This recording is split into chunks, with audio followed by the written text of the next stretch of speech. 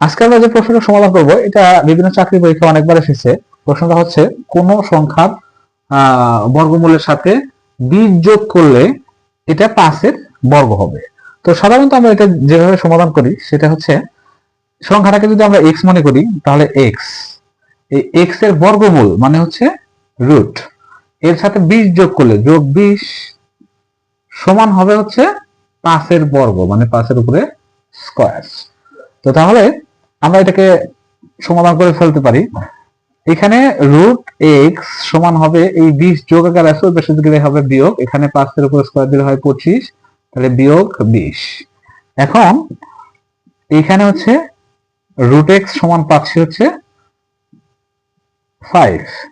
সুতরাং আমরা যদি এই রুটটা উঠাতে চাই দুই পাশে কি করতে হবে, বর্গ করতে হবে। বর্গ করলে এটা কি হবে এক্স, আর এটা হবে 5 এর উপর স্কয়ার করলে 25। সুতরাং আমাদের সঠিক উত্তর পাচ্ছি 25। এটাকে আমরা আরো একটা ভাবে করতে পারি, সেটা হচ্ছে উল্টো দিক থেকে এটাকে আমরা করে ফেলতে পারি সহজ করে।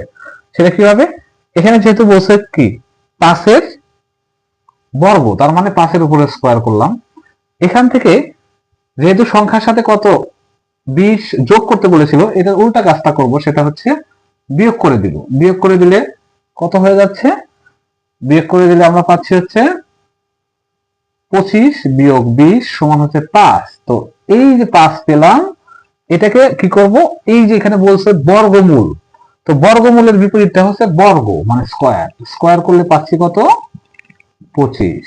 এটা হচ্ছে সুপার শর্ট, খুবই সহজে আমরা এটা করে ফেলতে পারি আপনি যদি বুঝতে পারেন তাহলে।